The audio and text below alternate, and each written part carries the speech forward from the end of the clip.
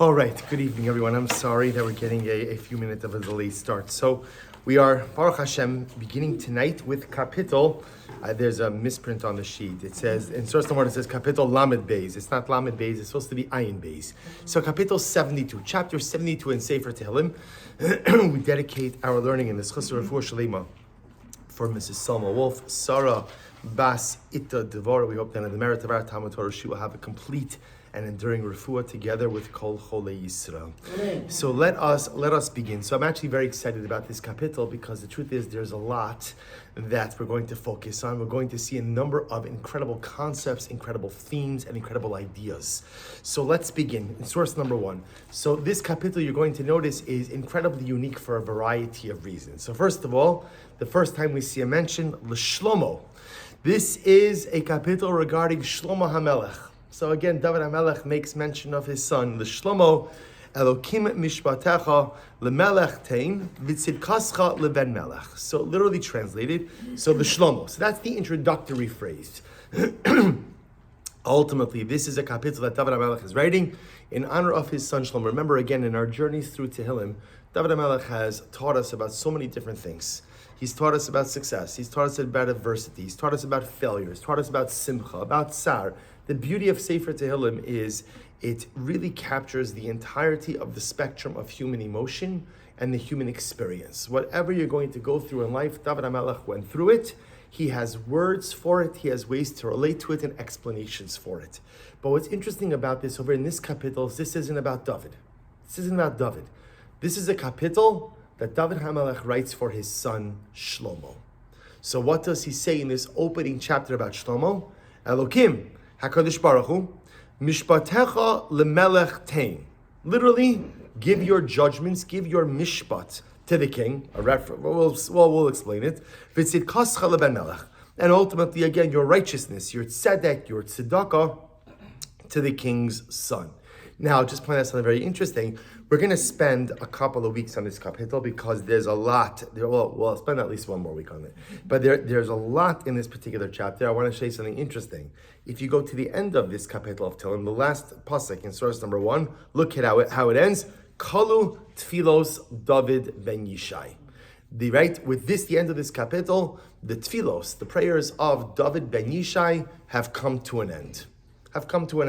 So we need a little bit more context here. So the Radak in number 2 writes as follows, and this is incredible. The Radak writes, he says, "Shlomo Elokim mishpatecha lemelech tev v'tzidkascha leben melech." So listen to everybody writes. He says, "Zeh mizmar chibru David al Shlomo beno kishem licho." This is actually quite beautiful. This kapitel. So again, the Radak writes that David HaMelech went ahead and wrote when Shlomo was coronated. Now, remember, we've spoken about this many times before.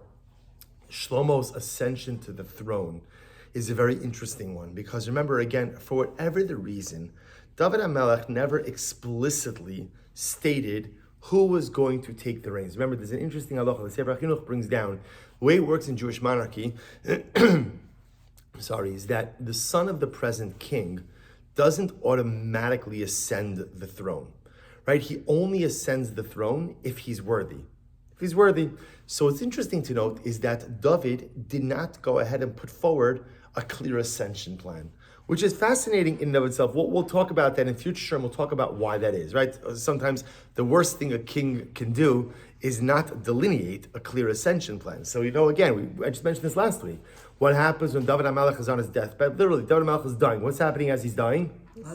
His son, Adoniyo ben Chagis, Misnaseh Leimar Ani Amloch. So Adoniya ben Chagis, David's son, says, I'm the king. So this, remember again, this is the whole story in the Navi, where Bathsheba goes over to Nasan HaNavi, and she says, what's going on over here? My son Shlomo is supposed to be king. This kid, Adoniyo ben Chagis, right, who was again David's son, not Bathsheba's son, is proclaiming himself as the king. So Nasan HaNavi has to come up with this whole plan. David's on his deathbed to get David. If I remember correctly, I think you might have said that Shlomo, your son, is going to reign in your stead. Is that correct? Because Adoniya ben Chagis is proclaiming that he's the king until David makes the declaration that Shlomo b'ni yimloch tachtai. Shlomo is going to reign once I die. So therefore, the Radak says that David HaMelech wrote this kapitel for his son's ascension to the throne. Now here's what's interesting. He says, Lefichach, Amru Besof HaMizmar, Kalu Tfilos David ben Yishai. Now, why does this kapitel end with the phrase, right? With the end of this kapitel, so the chapter 72 in Tehillim. Remember, there are 150 chapters. So at the end of chapter 72, the paragraph ends, the tfilos, the prayers of David ben Yishai, of David the son of Yishai, have come to a close. Why? Ki besof yamav haya zeh shaya shochei b'mitaso, v'lo karlo davar achar kach shor mizmar alav, ubazeh mizmar kalu tfilosav o mizmorav. So this is incredible. Radak explains that this is the last kapitel that David HaMelech wrote. And where did he write it? He wrote it on his deathbed. At this point, there was nothing else happening, so to speak, in David's life. Remember, again, we've studied this many times throughout the years, that the profundity of Sefer Tehillim is that often each kapitel associates, it's not always like this, but many of the kapitelach associate with specific events which occurred in David HaMelech's life. So the Radak says over here that this particular kapitel, this is the last kapitel, this is the last thing that David HaMelech wrote in Sefer Tehillim. And where did he write it? He wrote it on his deathbed. And who did he write about and who did he write for? His son Shlomo. Now, obviously, the obvious question is, if this is the last kapitel, then what? Then why is it here? In other words, this is chapter 72, right? This is not even halfway through Sefer Tehillim. So if this is the last one, what's going on over here? So the Radak makes a very interesting statement, which is going to require a lot more investigation and discussion. So he writes, he goes on, he says, V'sofa sefer ha'echa mechamisha svarim sheba sefer yazeh mizmar, v'lo sidru ha'mesadrim she'ezeh sefer ha'achron. Those who organized Tehillim, those who organized Tehillim, right? Who was that committee, right? In other words, the people who organized Sefer Tehillim, they chose, and we're going to talk about this, not tonight, we'll talk about this maybe a little bit more next week, or the week after. The people who organized Tehillim, they chose not to put this kapitel at the end. They didn't want to end with this. Instead, remember, what does Sefer Tehillim end with? Sefer Tehillim ends with the Halalukas, all the Halalukas.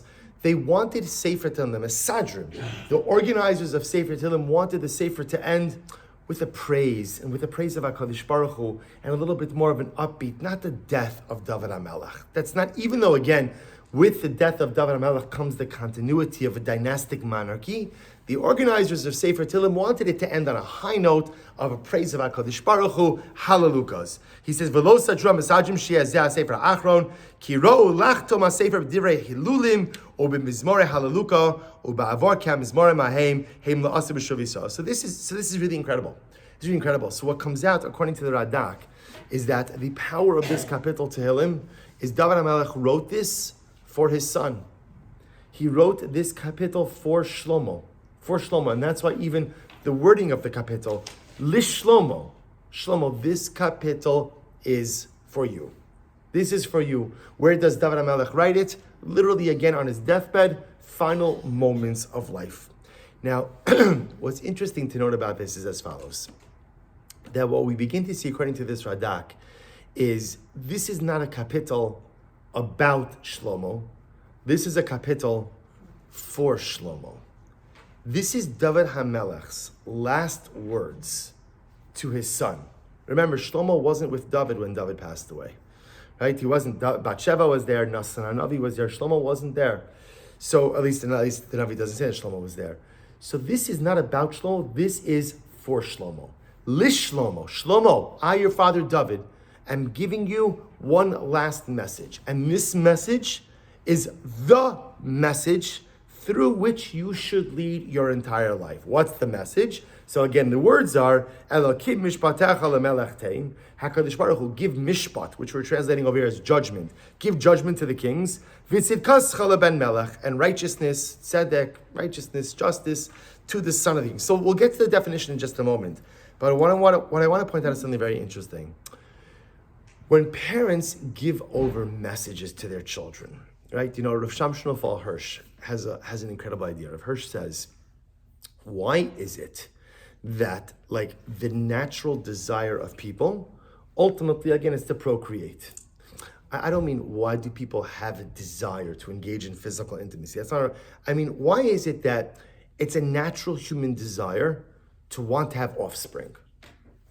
Like why is that? What is that in our programming that we desire that?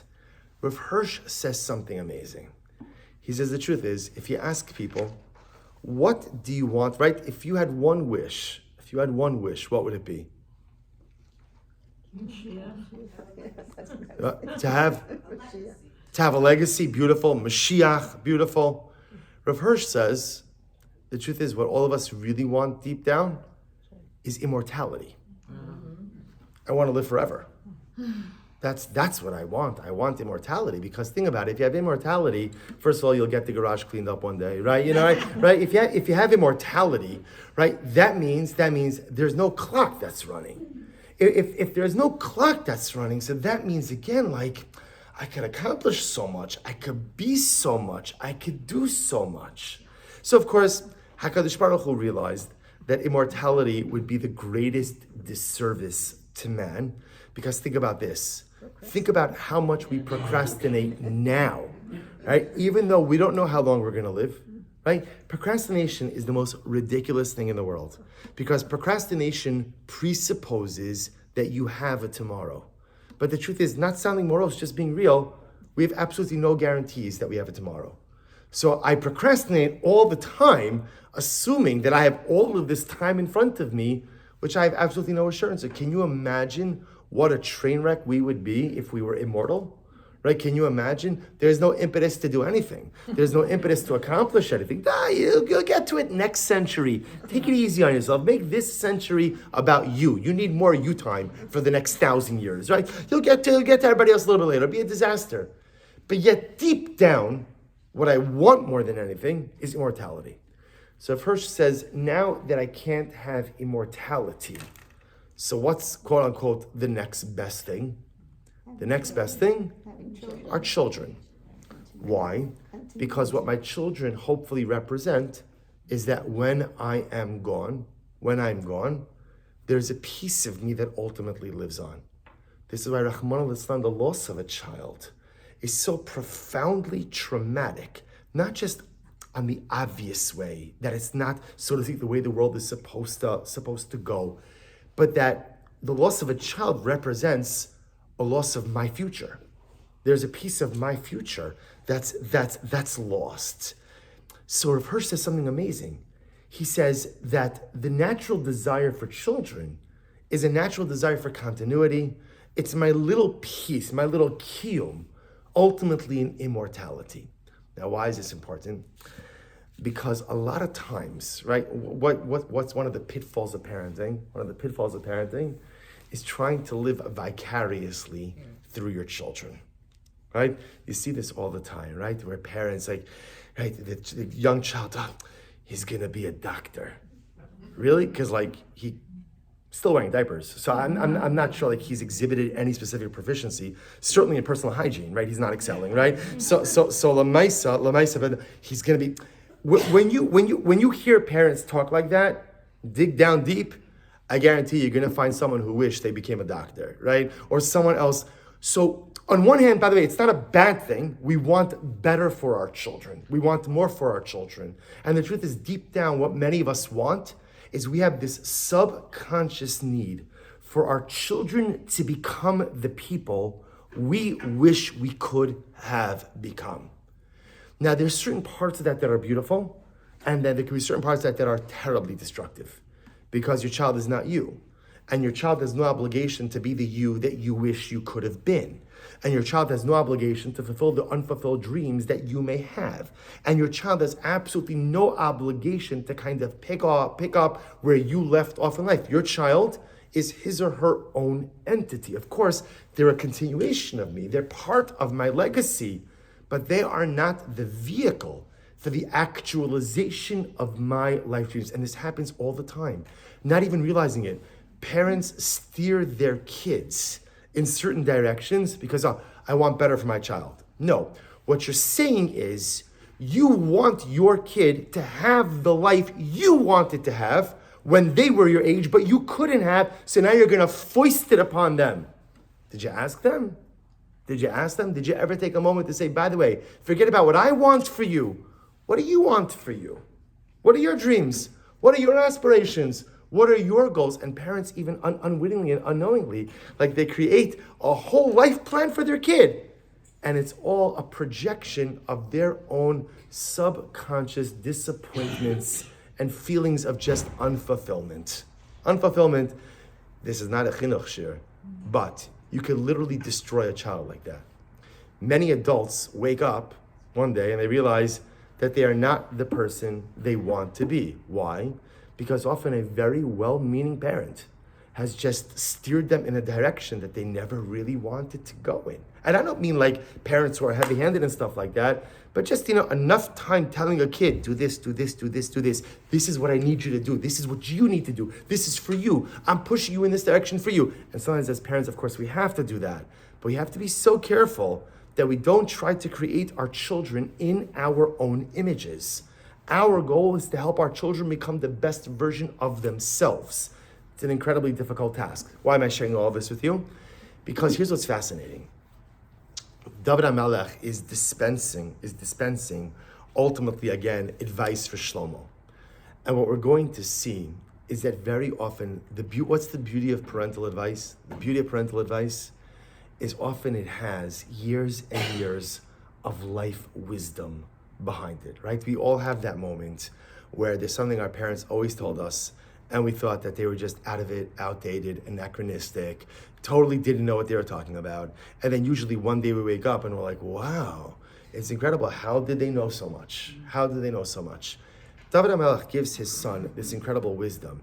But understand that embedded in the wisdom that David is giving to Shlomo is the very life wisdom through which David lived his own life. So in this kapitel of Shlomo, David's saying, my son, I want to give you hadracha. You're going to become your own man. And Shlomo is a very different king than his father. A very different king than his father. Shlomo, unfortunately, again, didn't surround himself with the right people. Right? His son Recham didn't surround himself with the right people, made many missteps. He was his own person, his own kind of king, his own kind of monarch. Yet, he also had the opportunity to do something that his father never had the opportunity to do, namely, build the Beis HaMikdash. So when David HaMelech says, Shlomo, like every parent, inherent in the raising, and I just want to point out, no parent could divorce themselves from this. Inherent in the raising of my children is my own need for a little bit of immortality. Right? Inherent in it, you ever wonder, sometimes when our kids make mistakes, we get so upset and so disappointed. And sometimes it's interesting because you're harder on your kids than you are on yourself. Right? When I make a mistake, I give myself a pass. Right? My kids make a mistake. Come on. Like, come on, right? Like this. It's more my wife is the heavy-handed one. I'm the nice parent. No, it's not true. But right, so Lamaisa, like, why is that? Because when my child makes a mistake, I'm like, oh my gosh, like my immortality is at risk. Like, this is my legacy. This is my life. This child is supposed to be the version of me that I never became, that I always wanted to be. And when they mess up, it's existentially frustrating because it's taking away my ability to live through them, which of course, again, fundamentally unhealthy. But at the same time, whenever there's that parental advice that is dispensed, there's always that little bit of, I'm telling you something that I believe in not just for you, but that I believe in for me as well. So in this kapitel where David HaMelech gives advice to Shlomo, there's also embedded in here the very life lessons or the very ideas and ideals through which David led his life. So let's explore this a little bit. Take a look at number 3. So let's see, right? So what did David want for Shlomo, right? What is the advice that David gives to Shlomo? And by extension, once we see whatever he's giving to Shlomo, what are the pearls of wisdom, right? What are the pillars through which David HaMelech built his own life? So let's take a look. We're going to go through a number of different opinions tonight. Rashi, number 3. Al Shlomo no ispalel tefillah zu, she'etzav barach HaKodesh shu asid lishol me'is HaKadosh Baruch Hu leiv lahavin lishmoa mishpat. So Rashi takes it into, although we're going to see Rashi advances 4 different ideas. But Rashi has an interesting approach. Rashi says over here, David HaMelech actually wasn't per se, giving over any life lesson to Shlomo. Instead, David HaMelech saw prophetically what Shlomo was going to ask God for, and he prophetically included that future request in Sefer Tehillim. What is this referring to? Take a look at number four. In the beginning of Sefer Malachim, Shlomo has just ascended the throne, and look what he writes. Number 4. Ve'ata Hashem Elokai, ata amlachti es avdecha tachas David avi, va'anochi na'ar katon lo edat seis vavo. So this is one of Shlomo's first conversations with the Kadosh Baruch Hu. Shlomo, you anointed me as king. Thank you. Shkoyach. I am a nar katon. I am a child. I do not know going from coming. I don't know what I'm doing. It's incredible. Sometimes when people kind of find themselves in great positions of influence and power, they have that moment where they call it like imposter syndrome, where like a person says, "What am I doing here? Like I don't know what I'm doing. I don't know what I'm doing in this position. I don't know what I'm doing in this situation." So Shlomo almost has like this moment where he says, "I'm king. I don't know what I'm doing. I'm a nar. I'm a child. I don't know going, coming. And now, Chadosh Baruch Hu, you plucked me out of obscurity from amongst the nation. And Klal Yisrael is very big. And there's a lot of people relying on me, and I don't know what to do. So therefore, Chadosh Baruch Hu, I have one simple request. What is my request? Give me Lev Shomea. It's incredible. Shlomo asks God for one thing. Give me, literally, Lev Shomea, a listening heart. A listening heart. Lishbot es amcha, to judge your nation. Lahavin bein tov l'ra, to be able to distinguish between good and evil. Ki mi yuchal lishbot es amcha hakaved hazeh. Because who has the ability to shoulder the responsibility of this awesome nation? Vayitav hadavar be'enei Hashem, ki shal shlomo davar hazeh. Kadosh Baruch Hu was very impressed that out of all of the things that Shlomo Melech could ask for, right? He didn't ask for wealth, right? I mean, Baruch Shlomo already had a lot of wealth, but you could always use more wealth. He didn't ask for wealth, right? He didn't ask for shalom bayis. He didn't ask for children. He didn't ask for military success. Instead, what does he ask for? Olev Shomea. Give me an attentive heart. I am the leader of this people. And to be the leader of this people, I have to know how to handle them. Give me an attentive heart to be able to know how to handle them. Says the Radak in number 5. What does it mean, a Lev Shomea? What does it mean? So he says, Maven. Because they have Lev Savar Kimosha Amar Lahavin Bein Tov L'Ra. This is incredible. What does it mean when Shlomo asks for an attentive heart, a listening heart? It means, Kadosh Baruch Hu, give me the ability to distinguish between right and wrong. What does this mean? Shlomo understood that when you are in a position of power, there are many competing interests vying for your attention, right? Many people want you to do this, many people want you to do that. And sometimes people of great influence want you to do something, and you know what, you're not sure, good idea, bad idea, and it is so easy to lose sight between what is right and what is wrong. Shlomo was asking for Lev Shomea. Lev Shomea, Chadosh Baruch Hu means give me clarity. Give me clarity. So think about it in life. What's our greatest challenge? It's clarity. I know I've asked that question 4 times already, right? In 15 minutes. A lot of challenges. But clarity, right? So many times in life, obviously there's certain things I know that are right and wrong, right? There are certain black, certain white. But then there's a whole lot of gray. And a lot of times in life, if you think about it, it's an interesting exercise. Kind of think about, I think when we're young, the gray is like this, right? And as we get older, the gray gets like this. Why is that? It's not because there's more gray, I think, but rather it's because I think as we get older and we go through more in life, sometimes our ability to discern between right and wrong becomes a little dulled. We're exposed to a lot more things, right? The more you're exposed to negative things, the more dulled your sensitivities become. And then the ability to discern between like Ra and Tov. I don't know. I know what absolute Ra looks like. I know what absolute Tov looks like. But that whole world in the middle, there's so much gray. And the truth is, there's not really that much gray. my lenses are a little bit corrupted, right? My eyesight is a little bit blurry because I've allowed myself sometimes to get pulled into all the wrong things in life, and that just blurs my ability to see right from wrong. So Shlomo HaMelech said, "Chash Baruch Hu, I have one request. I'm a new king, a lot of competing interests. I have one request, Lev Shomea. Give me the ability to always see the difference between right and wrong. Give me that ability. That's all I ask for." This concept of clarity,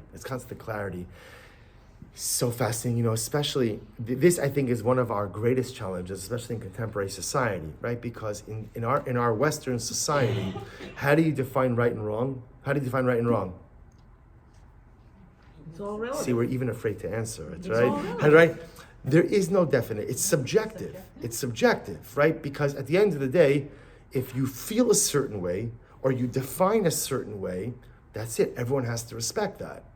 So that means there's no objective right and wrong. There's no objective right and wrong.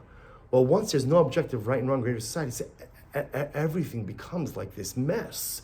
And we see that happening on so many different levels. So Shlomo HaMelech, again, we think that like things are so different today than they were 2,000 years ago. They're not that different.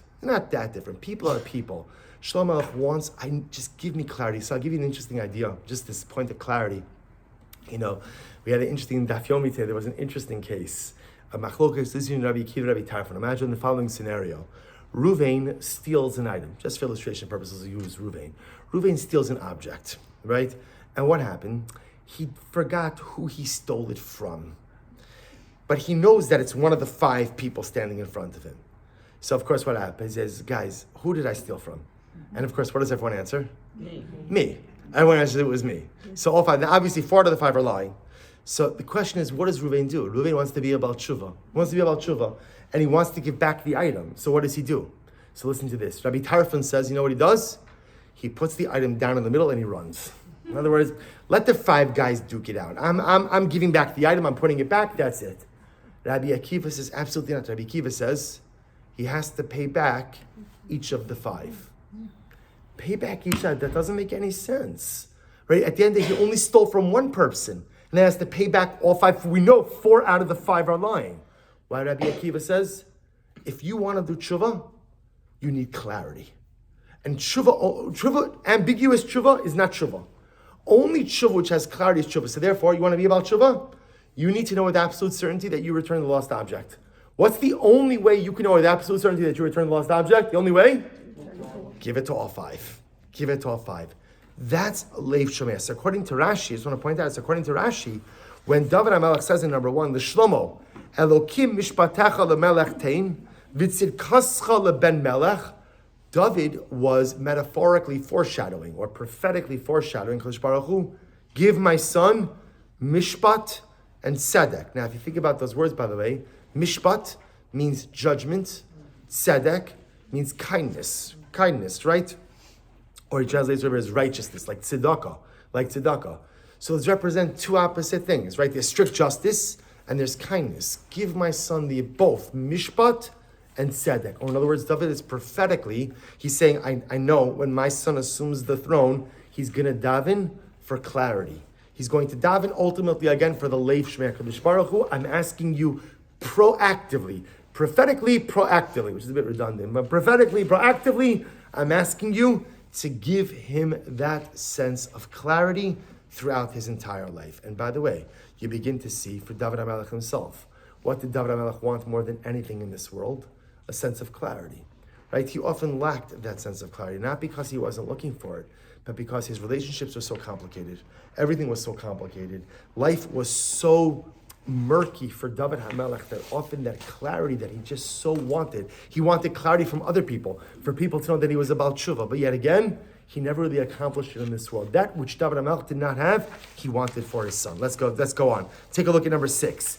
The Malbim says it's simple. The Malbim says, Ve'yeshev by mishpat u'tzedakah. So what's the difference between mishpat and tzedakah? The Malbim says, Mishpat hu bein adam lechavero, v'tzedakah hitzidkas hamaasim bein adam lamakom. It's actually very interesting. So the Malbim says that ultimately mishpat refers to interpersonal law, which, by the way, we just had this in the parasha, right? Parshas Mishpatim. Parshas Mishpatim is all about interpersonal law. So Mishpat is interpersonal law. Tzedakah, that refers to Bein Adam Lamakom. So what is David davening for? L'shlomo, what is he davening for? He says, HaKadosh Baruch Hu, L'shlomo, Elokim mishpatecha lemelech tein, v'tzidkascha leben melech. I'm asking HaKadosh Baruch Hu, give Shlomo the strength to be strong both in his Bein Adam Lamakom, to be strong in his Bein Adam Lechavero, and in his Bein Adam Lamakom. Right? Is this not one of the great struggles in life? Right? Very often, more often than not, we're strong in one area and weaker in a different area. Right? There are few who are able to be excellent and proficient in both, but more often than not, it's a seesaw. It's a seesaw in life. David says, for my son, all I want for him is to be excellent in his Bein Adam Lechavero, Mishpatim, and be excellent in his Bein Adam Lamakom relationship with the Chadosh Baruch Hu, his tzedakah. Now, it is interesting to see that which one does David place first? What does he place first? The Mishpatim. Ultimately, again, the Bein Adam Lechavero. In life, nothing gets started in the world of spirituality if you are not a mensch. Nothing ever happens in your Bein Adam Lamakom if you're not solid in your Bein Adam Lechavero. That's why I'll point out something very interesting. If you looked at Parashas Mishpatim, you'll see something fascinating. Remember again, Sinaitic revelation, Matan Torah, takes place where? In Parashas Yisro. Parashas Yisro. What's the most dramatic statement that was made during Matan Torah, Sinaitic revelation? Most dramatic statement? Na'aseh v'nishma. Right? We'll do and we will listen. Where is Na'aseh v'nishma recorded? At the end of Parashas Mishpatim. What? What is that? So the Sfarim bring down something amazing to teach you something very important. That if you want Kabbalah, so if you want Na'aseh v'nishma, which is the ultimate level of Bein Adam Lamakom relationship with Hashem, first you have to have Mishpatim. Ve'ila Mishpatim asher tasim lifneihem. Pasuk says. Now we translate it as these are the Mishpatim, these are the laws that you shall place before Klal Yisrael. Ultimately, again, the Katzker says, these are the laws asher tasim lifneihem that you should place before them. Them refers to the mitzvos Bein Adam Lamakom. Mitzvos Bein Adam Lechavero, our interpersonal obligations come before our obligations with HaKadosh Baruch Hu. And this is so incredibly important. So incredibly important that at the end of the day, what HaKadosh Baruch Hu, and think about it for just a moment, right? In a family, right? We started talking about parenting before. What does every parent, what is the most important thing? Most important parental aspiration that a parent should have for their children? Right? Shalom. Shalom. Get along with your siblings. Know how to talk to people. Be a mensch. What you do or what you don't do, how much money you make, you don't make. That's not the ikr. That's not the ikr. I want to know that my children ultimately, again, are mentioned. That's what I need to make sure is occurring for my children. So it's incredible that David HaMelech's Lishlomo, what's his aspirational wish for his son? My son, be good in your Bein Adam Lamakom and be good in your Bein Adam Lechavero. And this, I just want, just for a moment, the lesson is so incredibly important as well now, during the days in which we're living, of Klal Yisrael's, Am Yisrael's, Eretz Yisrael's ongoing war. You know, all of us, just because we're 6,000 miles away, does not mean we're not involved in the war effort. And doesn't mean that we don't have a responsibility. And every day we try to figure out what we could do, how we can help. And of course, tefillah is the reflexive reaction that a Jew does at all times. But also never underestimate the power of strengthening your Bein Adam Lechavero.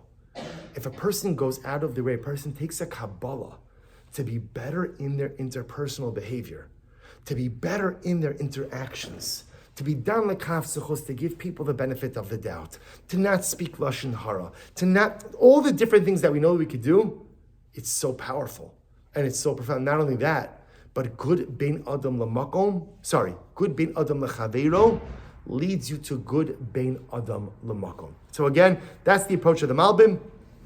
David's aspirational goal, ultimately again for Shlomo, be proficient in your interpersonal relationships and in your relationship with Hashem. You see this echoed in David HaMelech's life. David HaMelech had many detractors. You know one of the most incredible midos of David HaMelech, one of the most incredible character traits, is he never got down in the mud. with anyone. People called him names. People made accusations. His son stole the throne. And every single time, you know what happens when someone starts with you, right? What happens? Well, I mean, this is a refined group of wonderful Nashim Zidkanios. But perhaps you know someone where like, you want to go? Oh, let's go, right? I'll roll up the sleeves, right? Let's get into it.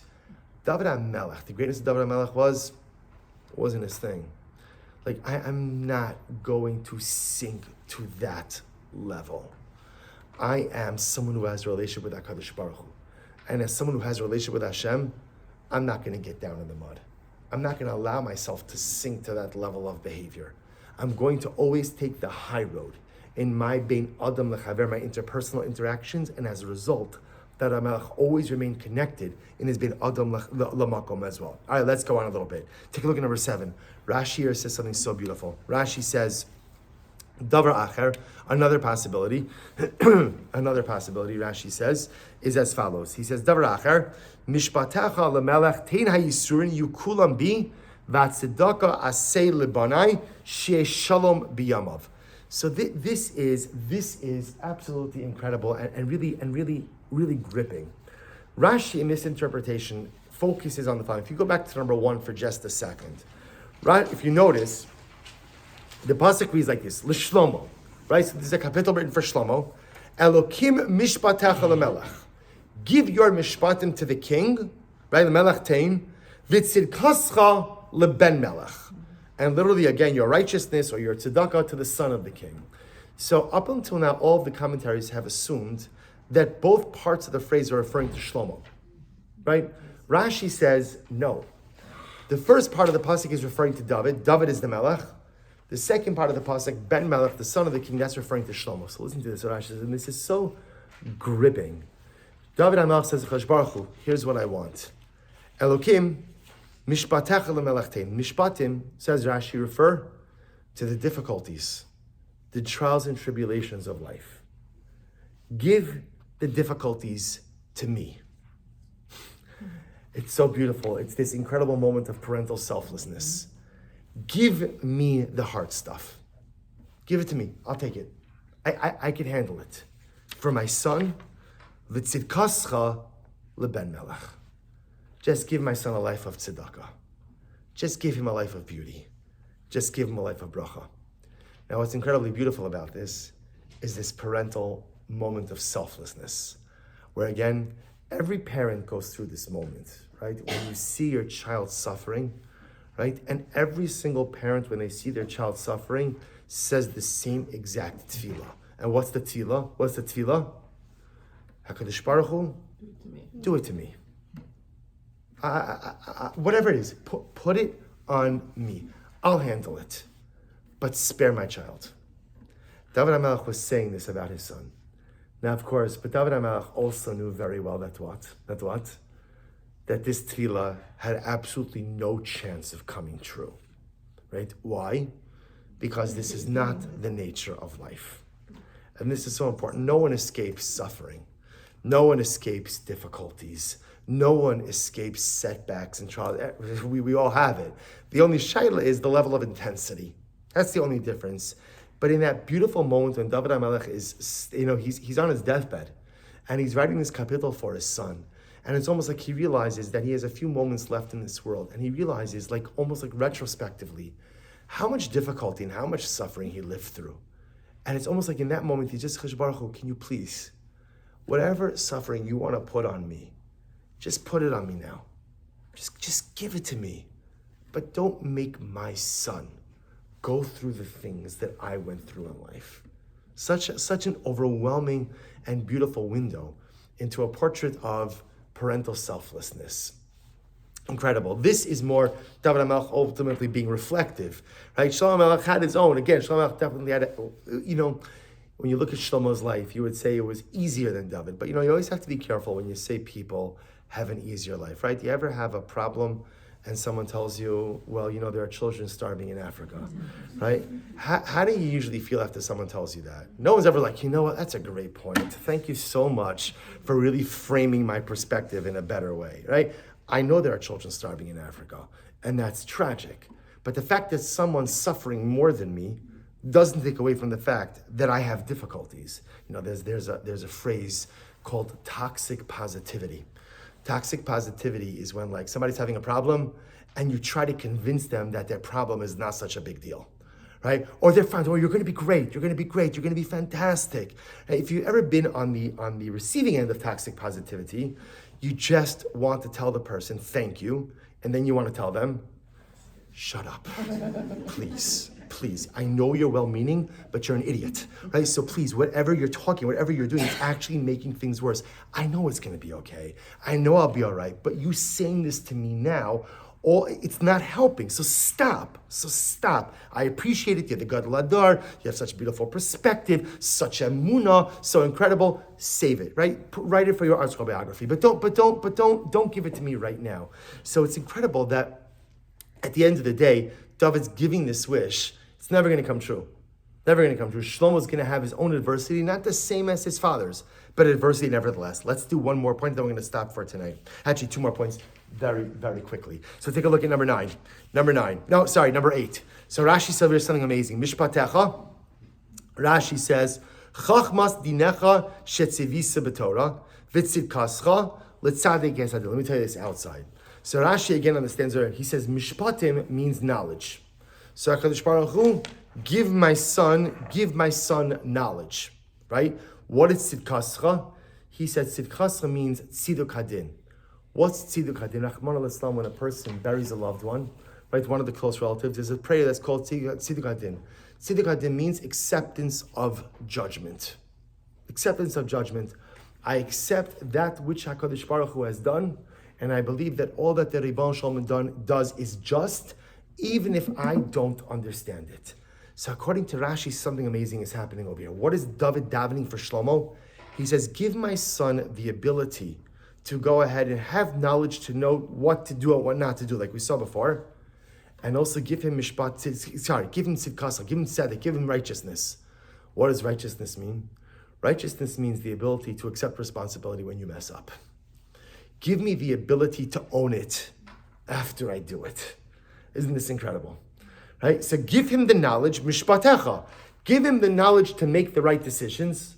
But when he makes the wrong decisions, which inevitably is going to happen, give him the strength to own it. Do you know how much, none of you know, but maybe you have a friend who knows, how much energy we spend on deflection? I do something wrong, and it's like there's that reflection. Wasn't me. Wasn't me. Yeah, I told the story in Daf Yomi a little while ago that I was by Kiddush. This is going back probably a year or two ago. I had just made Kiddush, and I had a glass of wine in my hand, and a guy walked right into me. He spilled all over me. He said, not me. So the first thing I said is, you're a lawyer, right? So he said, yes. He was like, so he said, not me. And I was like, not you. And I was shut again. I'm not going to get angry as a kid. She bumped into me, but it was fascinating. Besides the fact that, like, not you, there's only me and you over here, right? Unless there was the Shekhinah that came along and knocked my hand, right? It was you. But it's incredible how deeply programmed it is within our psyche to avoid responsibility. It's always someone else's fault. It's always someone else's responsibility. Oh, by the way, we could come up with some pretty creative scripts, right? About why it's my parents, why it's my spouse, why it's my second grade teacher, why it's my friends, why it's my community, why it's the rabbi, it's the Rav, it's the Rebbe, whoever it's going to be, right? We could come up with very compelling narratives as to why it's everyone's fault but my own. But at the end of the day, we all have that moment of clarity where I recognize, you know what? It is me. It is me. The greatness of David HaMelech was his ability to make a mistake and own it. Because it's only if you own it that you could fix it. If it's not me, if it's someone else's fault, that means you can't fix it. Someone else did it. But if you make the hard decision to own your mistakes, if you own it, you did it, that means you can fix it. So David HaMelech davens for Shlomo, give him mishpatecha, give him the knowledge to be able to go ahead and avoid wrong decisions, but also give him tzidkascha, give him the strength that if he does make bad decisions, ultimately again to own those decisions. And lastly, the Mara Cohen, with this we're really going to end. The Mara Cheskel says something so beautiful. I'll tell you this outside. He says, mishpatim means living up to expectations. Tzidkascha, tzedek, means exceeding expectations. Give my son the koach, the ability to live up to expectations, but don't let him stop there. Give him the inner strength to exceed expectations. So if you bring this all together, right, and again, I know tonight, I just threw at you a whole bunch of different opinions, but look how beautiful this is. This was the last piece of advice, the last piece of guidance, hadracha, that David gave to his son, where when you look at David HaMelech's life, these were all things that David HaMelech ultimately, again, aspired to as well. Number one, at the end of the day, clarity. David HaMelech has clarity. Give my son Shlomo clarity, the ability to distinguish between right and wrong. Don't let me get swept away in the gray of life.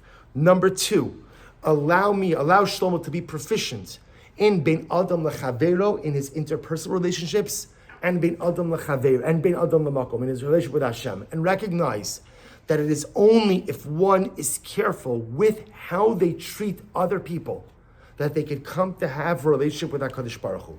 Number three, at the parental wish, let me shoulder all the pain and suffering and let my son just have a beautiful life. That one didn't come true. Number four, give my son knowledge so that he should avoid making mistakes in life. But when he makes mistakes in life, give him the koach to own it, to accept it, seek and fix it. And finally, number five, ultimately give my son the koach to live up to expectations, but don't let him live in that space. Give him the drive to exceed them as well. These were the very tenets through which David HaMelech lived his life. These were the very parental aspirations that he conveyed to Shlomo from his deathbed. And ultimately, again, these should be the very principles, rules, ideas, and concepts that we should be zocheh to inculcate within our lives as well. All right, we'll stop over here for tonight. I apologize that we got started a little bit late. In Yirtzeh Hashem, we will continue next week. And shkoyach, everyone.